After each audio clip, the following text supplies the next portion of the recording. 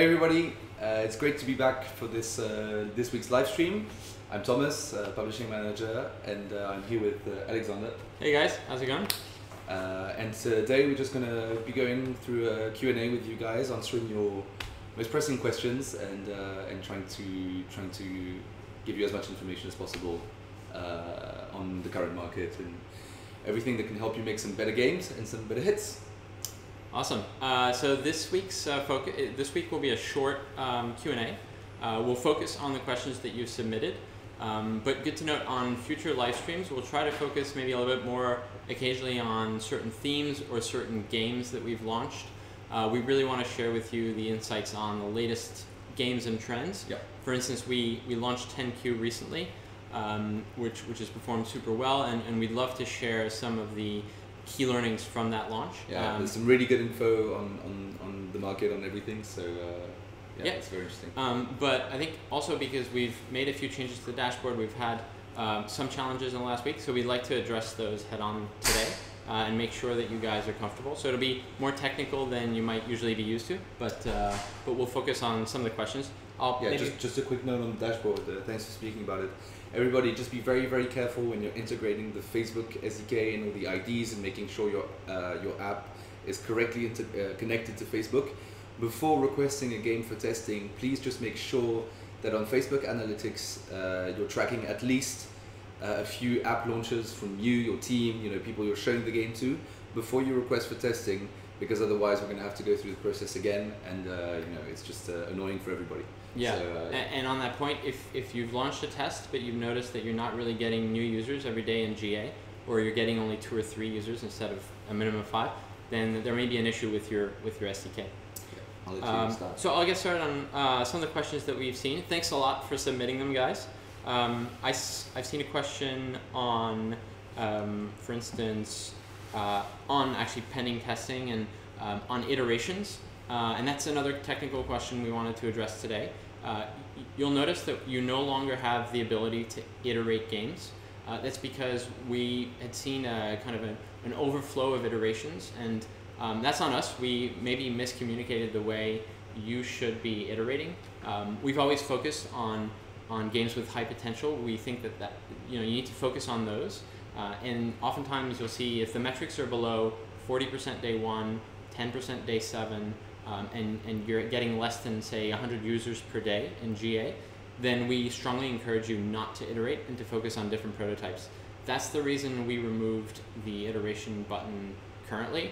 It may come back in a more automated way in the future, but for now, please hold. If you have games that are clearly performing super well, given those metrics, then let us know. But until then, please bear with us, and we're working on automating the platform. Yeah, as Alexander said, not only do we encourage you to work on only high potential games, but even for you, your team, your company, it's really much more valuable use of your time to only be working on prototypes that show potential from the get-go. 90% of the potential retention in CPI of a game will be visible within a few days of prototyping and a few days of testing, and that's when you want to be spending all of your time. Just moving on to another question. Can we publish with someone else when we publish with you? So if the question is once you've published with us, so certainly that's always a possibility at one point or another. What we're looking for is the closest possible relationship, with the studios that we publish with, and even the studios we work with that we will publish with in the future. So what we look for is not the exclusivity on your prototypes. We don't want to prevent you from working with anyone else. But we are looking for, a right of first refusal on your prototypes from the moment you submit them to the dashboard and we start testing them. We're in a system in which we're spending resources to get users in your game. If it shows a lot of potential, then you're definitely going to be getting tips on how to make it better. We're constantly putting more information, and that's also because we want that close relationship with studios. Cool. Question from Sartak. Thanks for your question. The question is, hey, can you do A/B testing with multiple videos? And for example, you were saying using dark and light colors. Really good question. And I think the important part is that you focus on your metrics. So let's say you test a version which is quite dark. Of course, the avatar would probably be quite bright if the background is dark. So make sure you focus on the contrast. Yep. And there's a video on that on your dashboard. But then also, you know, if your stats are showing that actually very few users are going into the game, or it's very hard to retain users even after the first day, then in all likelihood you could change the contrast to light versus dark, but that wouldn't have a major impact on the game. We've always said this, you know, focus on the gameplay, make sure that it's compelling, and we'll work with you once we get above those minimum stats. We'll work with you to adjust these minor tweaks and make sure that, you know, we move from 150 users to 200 users a day, for example. But until you reach that point, focus on the gameplay. Yeah, very interesting question. Actually, we get a lot of. We're trying to create a lot more feedback on this on the dashboard as well. We have another question from Kirun Studio. So thanks for asking it. Are levels still a trend? I noticed all games have it now. Users must be ready for something new. So this really is a great question for me, because it encapsulates a lot of the things we're trying to, you know, understand about the market, and a lot of the things that we're trying to, you know, tell you also during these live streams about the market. And for sure, levels are a trend currently, but trends have a variable lifespan. You know, some trends can last for years, some trends can last for months. If it's relating to gameplay, then yeah, at some point users will be sick of it and they'll want something new.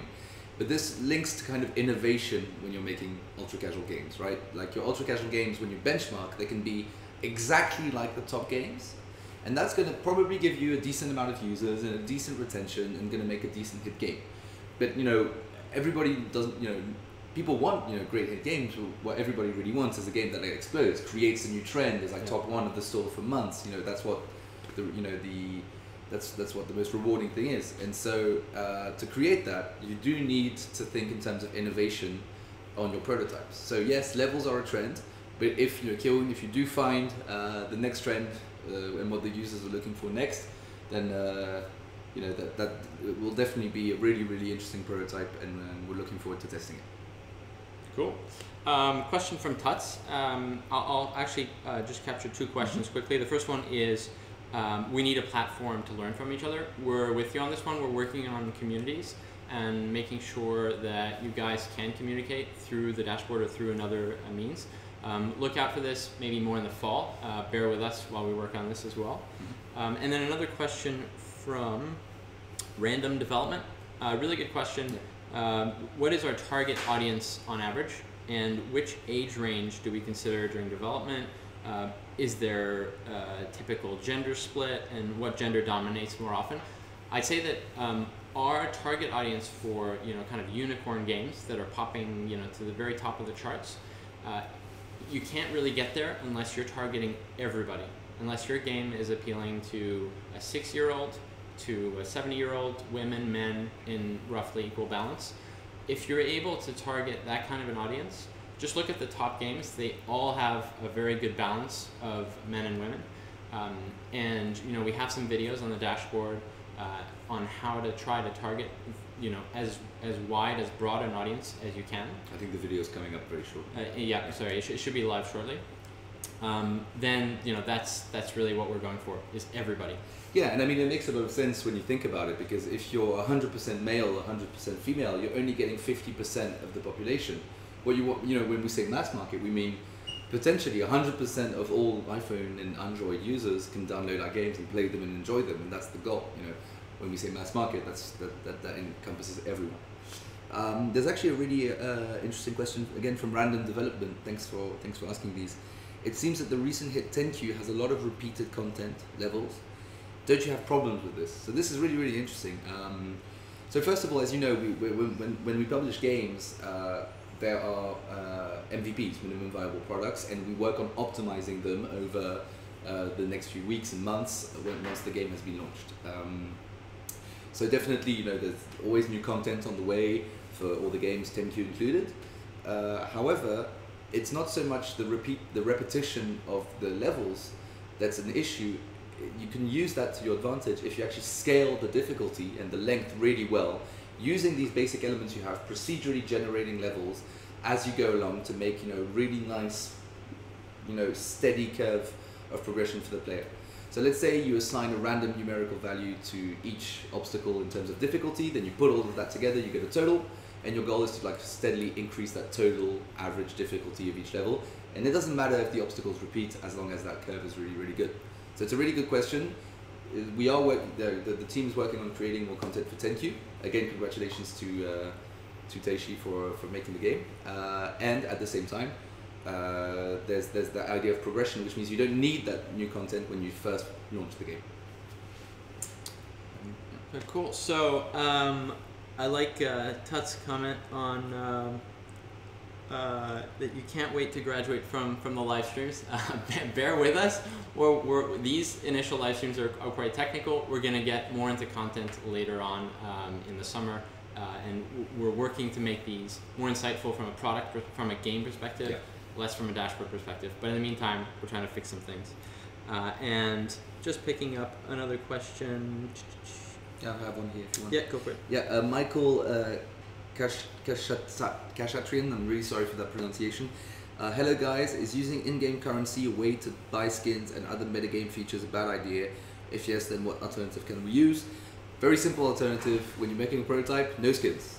You don't put any skins, you just put the core gameplay.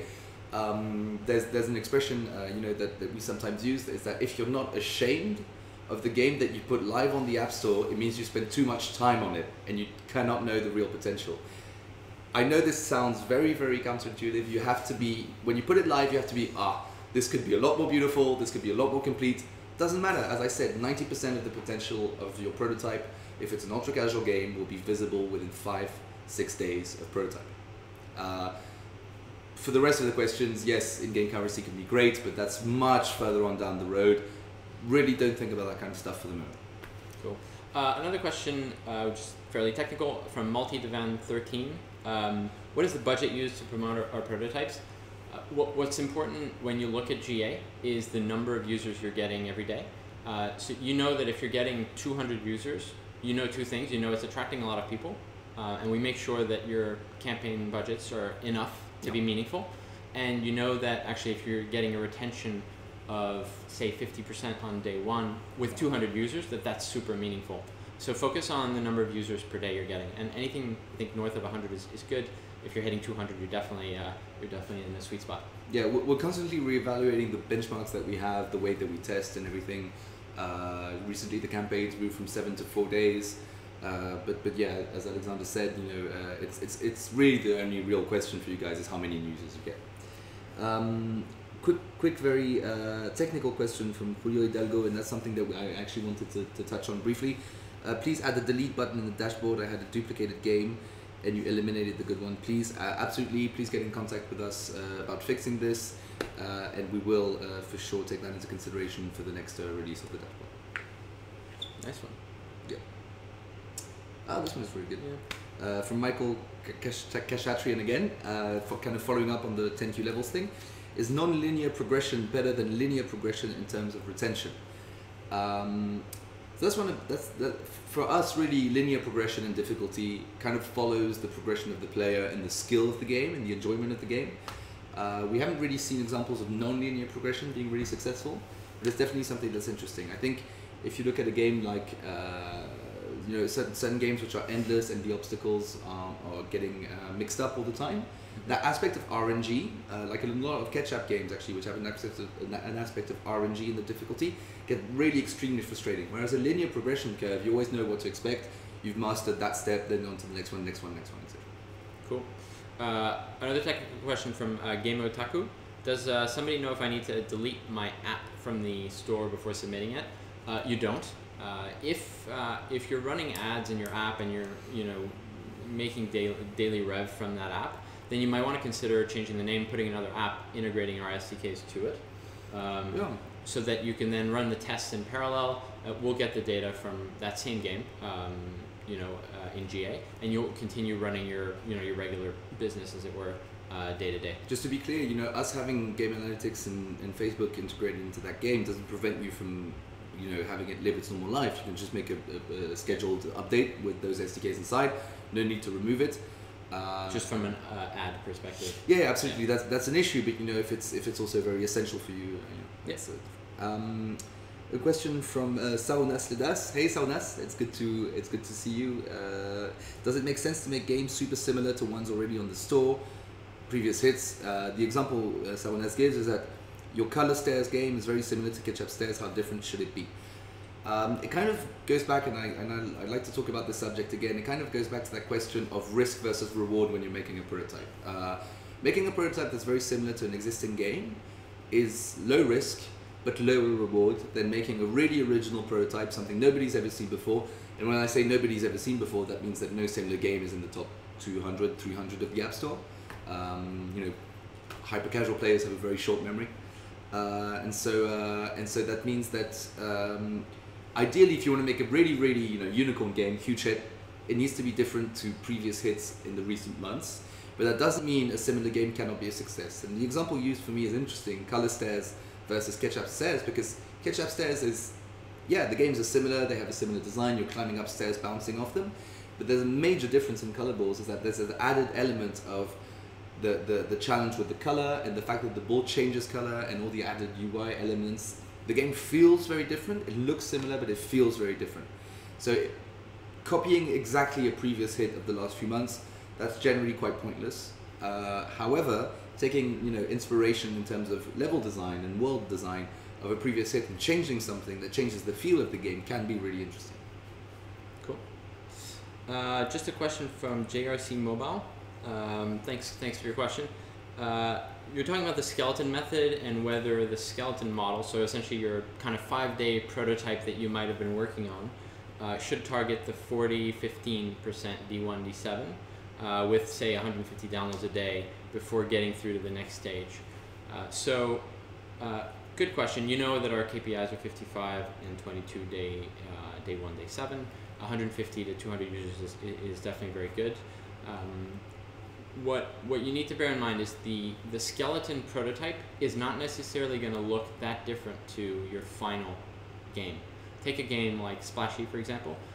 You might be playing that game and thinking this looks like a prototype, but actually the game feeling, the gameplay is awesome, and it's super forgiving, and those are the kinds of things that you can include in a very basic skeleton prototype. And so those targets, the 40 or 15 or 55, 22, are not unachievable. They can definitely be done if you focus on the gameplay, like in Splashy. And actually the next step might be publishing your game as it is. So even though it is a core basic skeleton, the polishing actually is very quick, and we usually publish games quickly after testing them successfully. This can come later. Really what we're looking for is that core experience, and all the games that we've published had the core experience that was sufficient to get over 45, 50 retention. It was 55 and above. And when you're making a lot of prototypes and you're not hitting those retention numbers, it can seem very improbable that a game like this could do it. But Alexander and Corentin and me, and we can all tell you we've seen these games that are as simple as the ones you're submitting, getting those numbers. It's entirely possible and it's entirely doable. You just need to have the right idea, work on the balancing, look at the videos, work on the guidelines and all the tips that we're giving you, and it's completely possible and doable, and many have done it in the past and on all the games that we've published. Just a quick question I wanted to answer briefly from sorry, you moved away. From Gary Lazy, which is actually an interesting question we've been asking ourselves. Is the time of year affecting KPIs? Because we've noticed that even with the same game, we've tested the retention numbers are significantly lower now, or is it just the trends?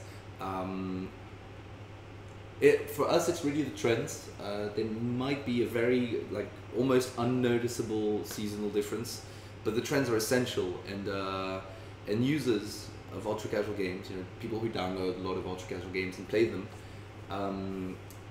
they know what they like, they see the trends, they get quite a few games, and if your game looks like something that was popular 6 months ago, or even 3 months ago, if the trend has moved on, then it's perfectly normal that you would be getting lower retention numbers on it. So for us, it's really 99% trend related. Cool. Another question. Do you want to pick up? Go ahead. There was a question on whether art style. A question from Holly Johnson. thanks for the question. How significant do we think art style is for retention, and does it affect the number of games? 2D art versus 3D art, depending on what the market trends are. Once again, trends are super important. There has been a shift slightly towards more 3D games. So you could imagine a game like 10Q in 2D, or at least with a view from above, is now working probably much better from a view from the side, from an angle. And art in itself and polish are not key to driving your retention or your CPI down or your retention up. But that's something we can discuss in a kind of at a next stage. Whether you're debating between 3D and 2D, we generally go for more 3D games nowadays. Yeah, at the moment. This is always subject to change, but currently 3D is definitely much more interesting. Yeah, and having said that, we're still publishing games that are in 2D actually, and so depending on the gameplay, it really depends on the game. The trends kind of fluctuate, it goes back and forth. We see a general progression towards things that are a tiny bit more designed, a bit more, effects and that kind of stuff, but it can really go back and forth. So we'll be trying on our end to generate more and more content on that as we see them evolving. Look out for those videos. I think cool. Maybe last one question. More question. Yeah, there was one that I saw that was really interesting just before. Sorry. So bear in mind, we're not addressing all of your questions. No. We're Yes. saving all the questions, and we'll come back to them later, outside of the live stream or in future live streams. But yeah, let's shoot for a last question. Yeah, one final question was actually relating to this, which is a good coincidence. Would it be possible to submit topics for videos on the dashboard? Super interesting question. Thanks, James Leonard. So two things about this. That's a very good point, and we'll look into it. The second point is that our next survey is going to go out real soon, and we'll be looking also to maybe kind of for you guys to generate as much feedback as you can on this system using the tools that we have currently. More tools will be available for you guys to give feedback. All in all, your opinion on how the system is working is super important. So please don't hesitate to share on the survey or on the other tools that we'll be putting live. Very cool idea. We'll be looking into it very shortly. I think that's it for us. Yeah, thanks a lot, guys, for tuning in. Next week, or the following, we'll probably have a live stream that is more product focused. Yeah. And we'll have some cool themes to discuss for you guys. If you have any, we'll send out an email if you guys have any specific themes you want to cover, more maybe game related. We'll send out an email next Tuesday, with the survey, or with the survey, and you guys please feel free to give us some ideas. Some cool feedback. Thanks everybody for joining, and we'll see you next week for another Q&A, and then the week after for the more product one. Cool. Bye guys. Bye.